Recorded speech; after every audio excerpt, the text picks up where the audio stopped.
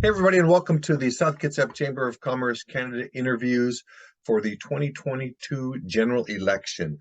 What I've done is I've taken 6 races between the 26th Legislative District and the 35th Legislative District. I'm taking the 12 candidates, 12 interviews, spliced them together to come up with 6 videos for those 6 races.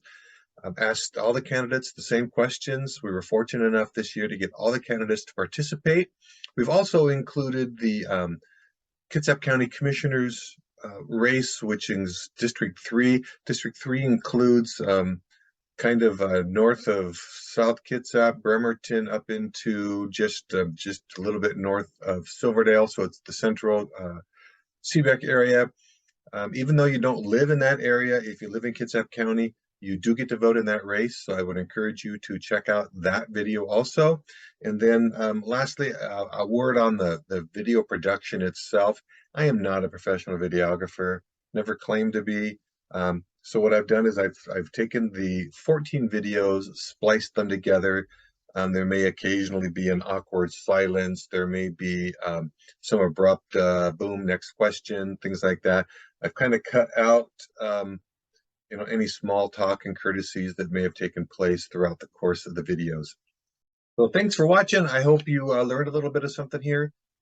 If you did, make sure you tell your friends about it so that they can watch and make an informed decision. But again, I want to stress, most important, vote, get your ballot in by August 8th. I understand if you get your ballots in as soon as you get them, then there is less chance of getting political junk mail. So thanks for watching and have a great day.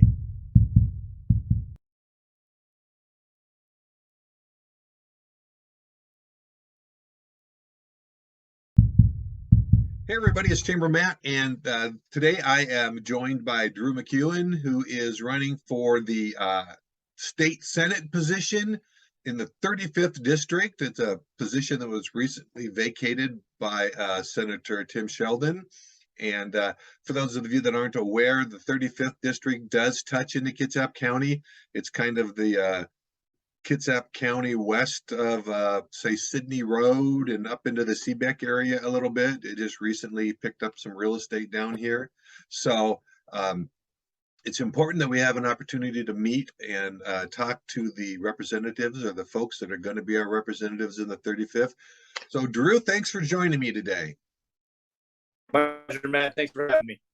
Yeah, and so I know that we're having some internet issues, so but I think your voice is coming all through so fine. So just don't make any weird faces or anything like that, and you won't be frozen. All right, sounds all right. So I said I got probably half a dozen questions, and we'll start off with a really simple one first, and that's just tell us a little bit about yourself and why you were running for the state senate in the 35th legislative district.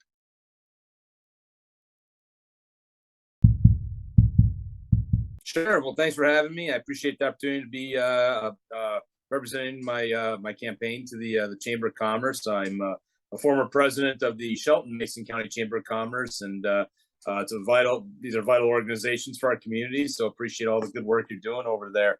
For my background, came out here in the early to mid 90s via the Navy. I was in the submarine force and served 6 years in the out of Bangor.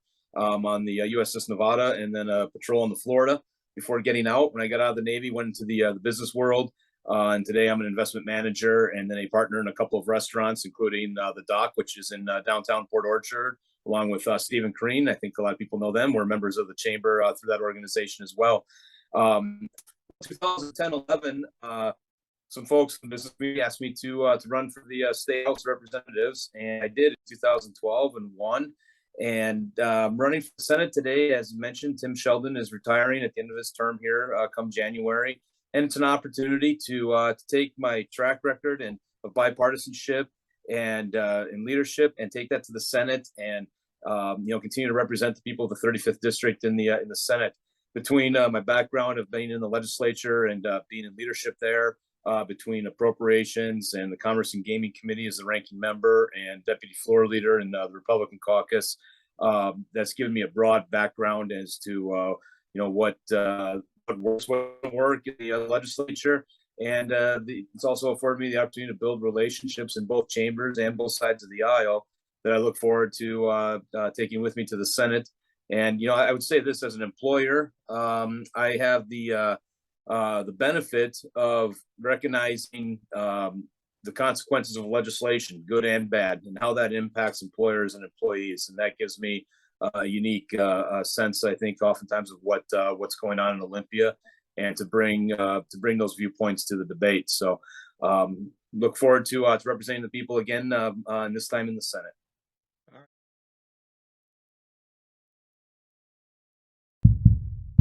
Hey everybody, it's Chamber Matt, and today I am meeting with Juliane Gale. She is running for the Washington State Senate in the 35th Legislative District. The 35th is this ginormous legislative district.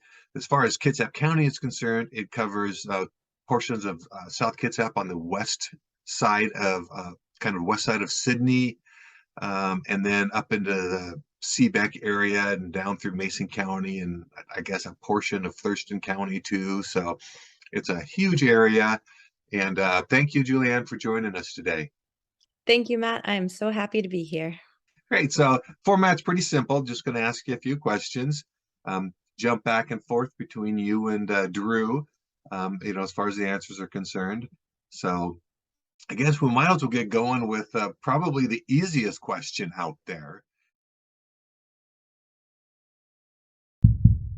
Is tell us about yourself and why you are running to be a state senator. So my name is Juliane Gale. I'm running for state senator in the 35th LD, and I'm running at my core because I want to see our community thrive. I love our home. I love these lands. I love these waters. I love these forests, and I love my community. And I want to make sure that our rural and small town voices in this very large district get heard at state government. I think it's important that we leave a good legacy for our great-great-grandchildren. And I think it's important that we focus state priorities on the essentials: food, housing, health, education, clean air and water, good paying jobs, and us, the people who live here. All right. Thank The first question that I have for you, the first legitimate question, is has to do with business. And one of the biggest challenges facing businesses today is the increasing costs of doing business. That could be fuel prices is one, inflation, rising labor costs, energy costs, supply chain backlogs, regulations, taxes. That could be B&O, employment, payroll, all those different taxes that kind of play a role in the increasing costs. What role does government play in helping small businesses keep their costs down? I think that it's the role of state government to support our small businesses and to support our local economies and to make sure that our local businesses have what they need. And I think one of the biggest ways we can do that is support workforce development, incentivize staying local so we're not dependent on long distance supply chains. We've seen during the pandemic what an impact that has had on costs.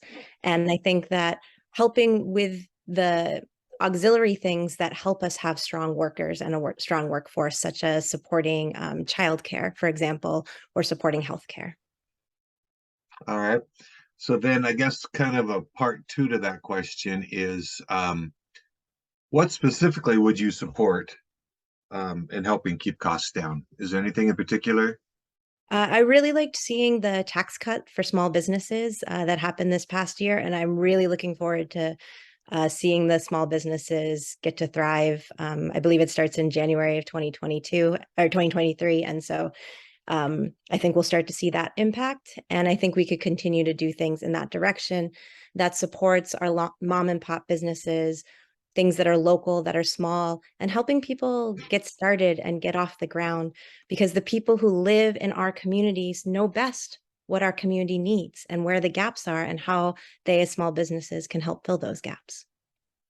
All right. So, and another kind of follow up to that is with the enormous budget surplus currently on the books in Washington State, do you support any additional tax relief efforts to local businesses or any real tax relief to local businesses? And if so, what would they be?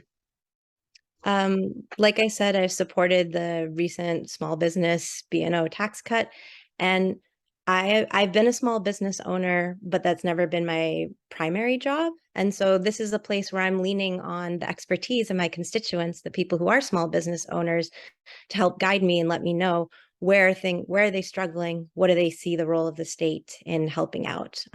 No one person can be an expert in everything, but when all of our voices from our community come together, it would be my job to bring those shared values and shared perspective and shared voices to state government. Thank you. So, these questions, I've tried to put these questions together from the business standpoint. And so you may be able to relate to some of these questions personally. But the first one is simply, one of the biggest challenges facing business owners today is the rising cost of doing business. Yep. Now that's, it's fuel prices, it's energy costs, it's inflation, labor costs, supply chain backlogs, regulations, taxes, whether it's unemployment taxes, B&O taxes, other payroll taxes. These are all things that, business owners every day have to deal with while they're trying to run their business. So there's a couple parts to this question and the first one is, what role does government play in helping to small businesses keep their costs down? In terms of state government and businesses, I think the spear on that is do no harm, get out of the way, and foster an economic environment that is conducive to having business. And I think far too often we do the proverbial cut by 1,000 knives and say, well, it's just a $10 fee. Oh, it's just one little regulation. And when you add those all up, it becomes prohibitively costly to run business oftentimes in the state, especially at a smaller level where perhaps you don't have the resources that a larger organization would have to be able to circumvent or understand the number of regulations and taxes that we've imposed on people in this state. So, starting from a state standpoint, let's foster a healthy economic relationship. Let's have consistent, understandable, and make sense regulations and taxes. When we're always changing the ball and moving it from one spot to another, that makes it more and more difficult for small businesses to operate. We need to get out of the way and have consistent rules and regulations that are easily understandable and make sense to people, that they're able to operate in a business-friendly environment. All right. So thank you. So kind of a follow-up to that, and this is a two-part follow-up so that I can get by with, one question. What specifically would you support in trying to help keep costs down? And the second part of that is kind of, with this enormous budget surplus that the state has right now, is there any type of tax relief efforts for local businesses and, that you would support, or what could the legislature do? So I've been a proponent of B&O tax reform since I was first elected, and had a number of bills that were actually heard in the committee level. We were never able to get them moved out, but we need to drastically overhaul our B&O system. It's one of the most regressive taxes that we have. You can be paying taxes and not making money, but yet the state's still making money off of your business. And then you look at low margin, high volume type businesses. And the B&O tax is an absolute killer to that. And so I've worked with a colleague across from the aisle, and he's leaving the Senate, Senator Ruben Carlisle. But he and I worked on a number of these issues, and he actually passed the bill in one of his last votes as senator was to get this reform done.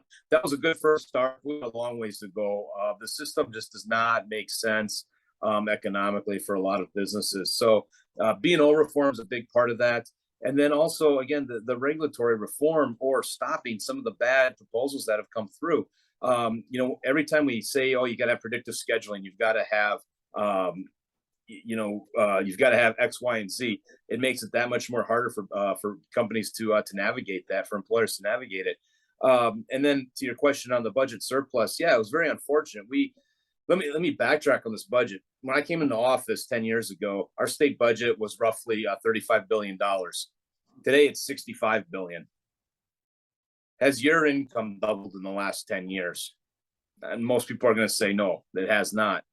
And as we came into this session, we had a $15 billion projected surplus. 15 billion. That was 50% of what the budget was just a mere 10 years ago. And that's what the surplus was that was coming into this session. And we in the Republican side had a number of proposals to cut taxes, to provide property tax relief that fell on deaf ears. And the Democrat majority decided to spend all that money and increase every program that is out there, to the detriment, frankly, of being able to operate a business in the state. So it was a squandered opportunity where we could have had tax relief. And now we're facing economic uncertainty with inflation. And they have left us in a position where our state budget is not in a good spot to weather an economic storm. We could have done better. We have to do better. We've got to return to a more balanced approach to our budgeting process, because it has a direct impact on not only employers and employees, but every citizen in this state.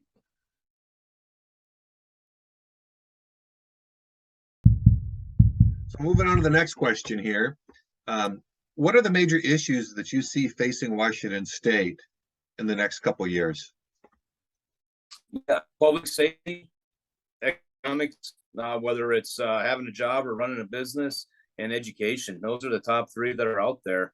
We've the legislature and the governor have drastically cut the ability of law enforcement to do their job. That's had a direct impact on public safety. That has not been good. We've seen a dramatic increase in property crimes and in violent crimes.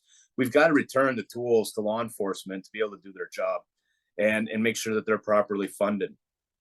And again, I've spoken a little bit on the economy. We're facing tremendous inflationary pressures, 8% inflation. We should be looking at cutting the gas tax that would provide direct relief to the people of the state, and also be cutting the sales tax. Again, our budget has grown, has doubled in the last 10 years. And instead of giving back to the people of this state, the legislature has continued just to spend and spend and spend. We don't have a revenue problem. We have a spending problem, and we need to return those resources back to the people to be able to help them weather this economic storm. And then when it comes to education, the pandemic was nobody's fault here, right? We all faced it, but I think very unfortunately, children in the K-12 system lost 2 years of an education process that just was not the same during the pandemic that it otherwise should be. And we have got to pivot and do a better job to ensure that our K-12 system is brought up to speed, and that those lost 2 years can be rapidly made up before further harm is inflicted. And I believe those are the top three priorities I hear time and time again from voters. So then the next question is, what do you see as the major issues facing Washington State in the next couple of years?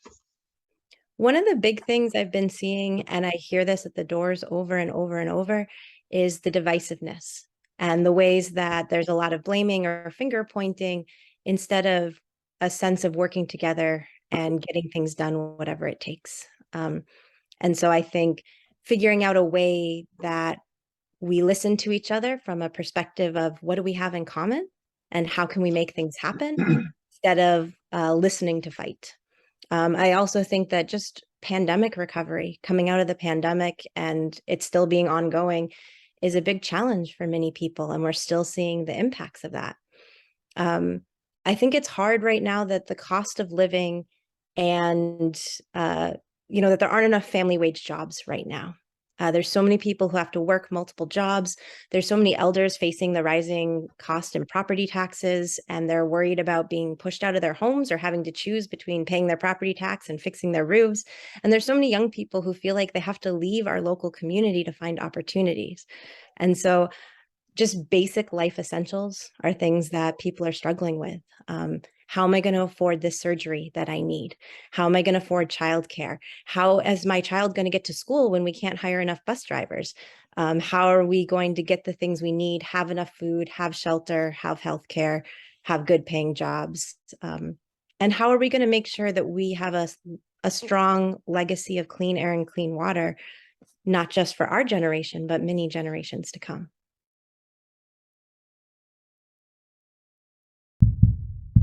is Washington State setting itself up for success when it comes to increasing energy costs and the shift away from fossil fuels? The demand for electricity is going to increase rapidly. Washington State supports the removal of dams on the Snake River. How will Washington compensate for the loss of power supply from these dams while also demanding an increase in electricity dependence? I need to think about that for a minute. Mhm. We're in a really transformational time. It's both one of the most challenging times to be alive and one of the most exciting and full of possibility. I've worked with youth for a long time. I've been a public school teacher. I've worked with children survivors of domestic violence.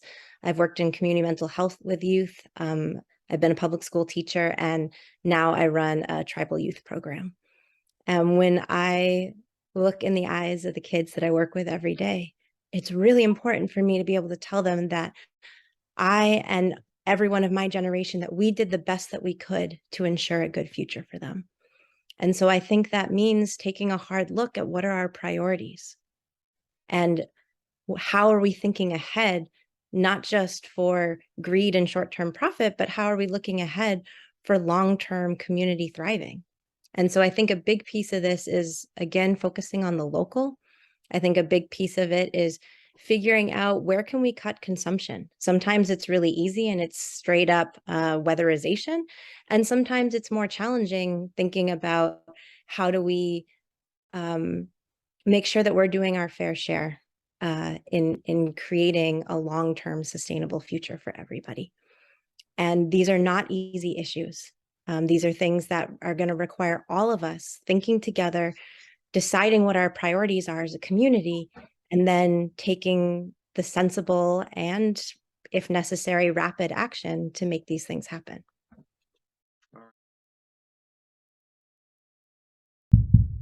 First off, I want to ask you, how is Washington State setting itself up for success when it comes to increasing energy costs and the shift away from fossil fuels? The demand for electricity is going to increase rapidly. Authorities in Washington State, they support the removal of the dams on the Snake River. How will Washington be able to compensate for the loss of the power while also the demand is increasing for electricity?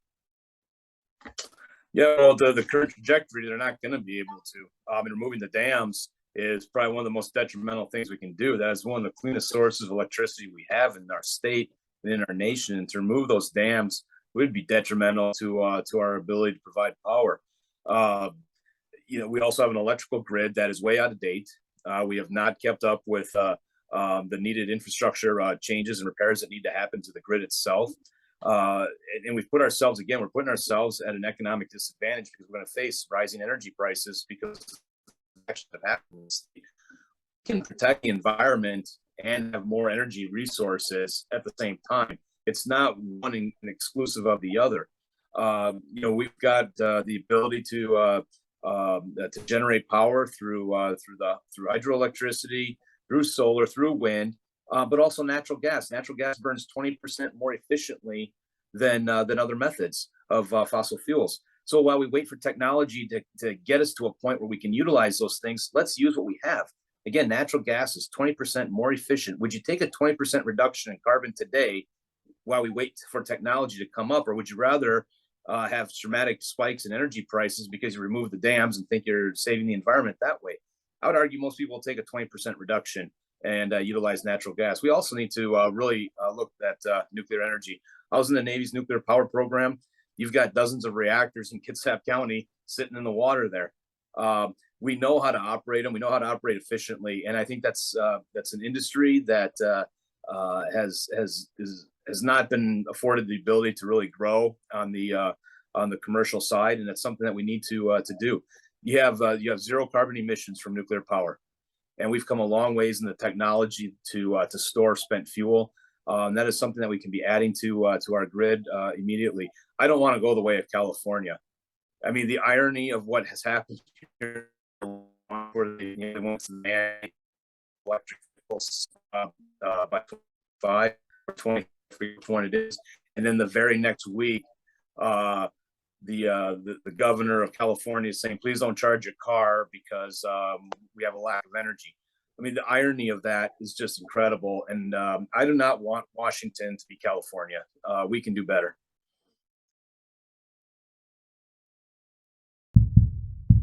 So this next question has to do with a topic that you brought up earlier, and it's about the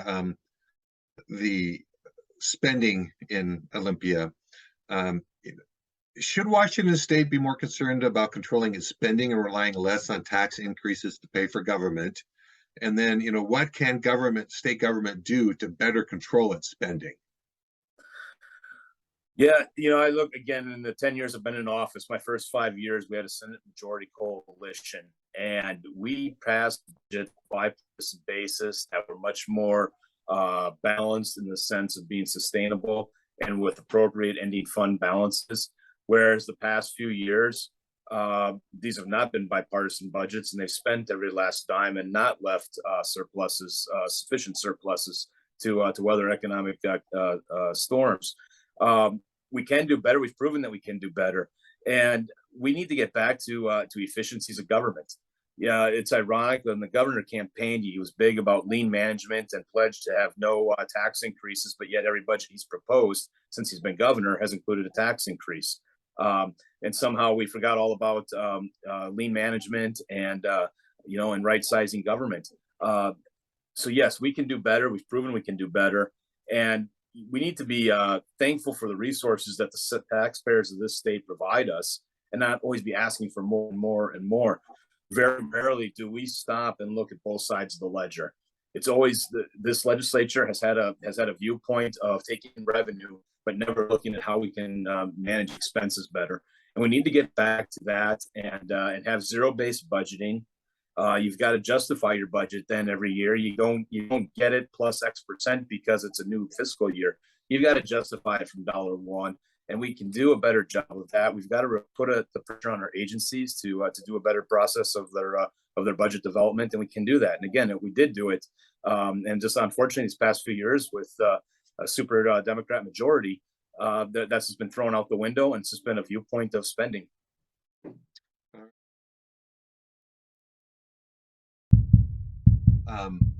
Do you think Washington State should be more concerned about controlling its spending and relying less on increases in taxes to help pay for government? And kind of as a follow-up, what can state government do to better control its spending? I think it's a matter of priorities. Are we helping working people and working families? Are we helping those who are not able to work? Are we taking care of our youth? Are we taking care of our elders? Are we making sure that the basic essentials are taken care of? Like I said earlier, food, housing, health, education, clean air and water, good paying jobs, and just the things that our community needs to survive. I think that just, I knocked on somebody's door in Kitsap County actually last weekend, and he said there are some things that are not profitable, but they're important for the common good, and government needs to be able to pay for those things. And I would agree with him.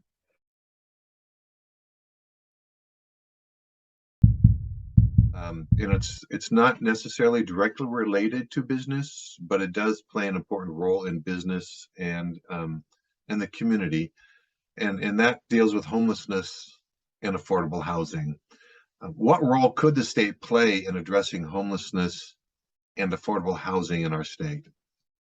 This is such a huge issue. I'm really glad you brought it up. It's close to my own heart, and talking to people at door after door of being afraid of homelessness or on the edge of it because the landlord is going to sell the house and there just isn't available rental opportunities, even though there are plenty of physical buildings and physical houses that are unoccupied at this time. So I think one of the things that the state could do is create a vacancy home fund so that we're really prioritizing everybody having a place to live. And, if people want to have multiple homes, then we're incentivizing, encouraging them to rent it out so people can live there. And if they choose not to do that, then they're helping contribute to making sure that everybody is housed. I think another thing that we can do is take a look at housing zoning. one of the issues that we have in the 35th LD, which is largely rural and small town, and we have limited ability to develop because of our geography. And we also, most of us live here because we want to live in rural areas. We need our green spaces. We need our forests. We need our waters. It doesn't make sense. You know, we need our mountains. It's not always possible to develop everywhere, nor is it desired. But at the same time, we have places like Seattle, which is something like 60% zoned for single family housing. And you can't have big urban centers that aren't zoned for dense housing, because that creates pressure that trickles down to places like the 35th LD. So I think we can take a look at increasing density in our urban areas, which are supposed to be dense, so that we can keep our rural places rural and house everybody. And finally, I think overall figuring out a situation where the cost of housing, nobody has to pay more than a third of their income for housing, whether that's their property taxes and their mortgage, or that's their rent. And there's lots of mechanisms to make that happen. One possible mechanism is thinking about caps on increases in property taxes, or caps on increases in rent over time.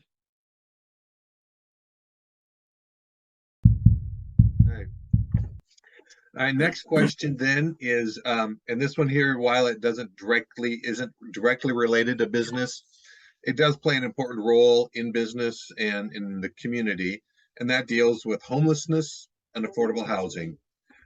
What role could the state play in addressing homelessness and affordable housing?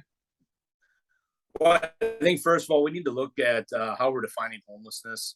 I have no issue with helping people who have gone through a problem or an issue through no fault of their own that's put them in a circumstance that is unfortunate, that puts them in a position where they're homeless. We have a moral obligation to help those people.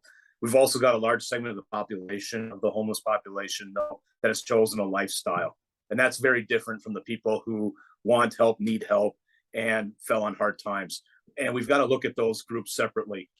Those that are in that circumstance through no fault of their own, or fell on hard times, yes, let's help them. Let's provide transitional housing, get them, excuse me, the tools to find a new job, or to have better economic management. I'm all for doing those things. But people who have chosen this of a lifestyle, no, we should not be having to provide for them. They need to be providing for themselves. So when it comes to the homeless issue, we need to look at those two segments of that population, and look at what those root causes are in each one. And when it comes to affordable housing, again, the state has done everything it can to be in the way of affordable housing. Let's look at the Growth Management Act, huge issue in Kitsap County. It was passed in the early 90s when this state's population was 4.5 million. It has not been reformed in the 35 plus years since it went into law. But what's our state population today? 7.5 million. And we're operating under something that is outdated, does not work, does not have local control. We can maintain the rural areas of our state and allow for affordable housing to be built. We have an energy code that doesn't make sense. You talk to builders today, if they build it the energy code intends it to be, it would not be, it's not feasible. And we got to look at everything that we've done. We pile on these regulations and the costs, and again, it's the death by 1,000 cuts. And the state has made it cost prohibitive to do so. And through land use management acts that have been driven largely from the state level, that has made it again more unaffordable than ever before. So let's look at where the culprit is, and it's the state of Washington. It's not those that are out building the homes. Let them have the ability to have the tools to build affordable housing, and they'll do it. But the state needs to get out of the way. We need to reform the Growth Management Act, and we need to get away from an energy code that frankly does not work, does not make sense.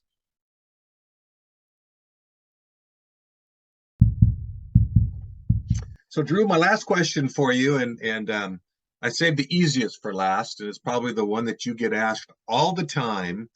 And that's quite simply, why should the voters in Kitsap County and the 35th Legislative District support you and vote for you as the next state senator from the 35th? Yep. Well, I appreciate the opportunity to be here and for that question.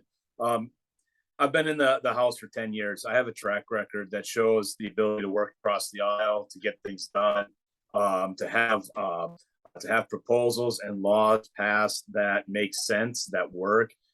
During my time, we've reformed agencies.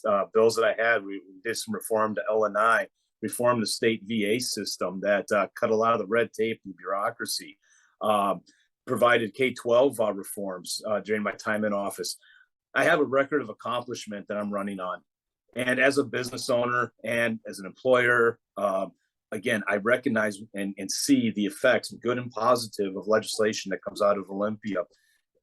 I look at my track record, I look at my experience in the community, and I bring those things, I offer those things as a candidate for the state Senate, and I'm asking for your vote and to continue on that record of accomplishment of the past 10 years, and to take that voice to the Senate, bring a more balanced legislative approach than what we've had over the past few years. If you think that public safety has gotten worse, that we dropped the ball with K-12 during the pandemic, and if you think the taxes have gotten out of control, why on earth would you add to the majority that's currently in Olympia? I offer a different path. We can have sustainable budgets. We can cut taxes. We can improve K-12. We can restore public safety. And that is what I will bring to the Senate, and bring that the restoring of the balanced power within the legislature. And for those reasons, I'm asking for voters to vote for me in the Senate race for the 35th district.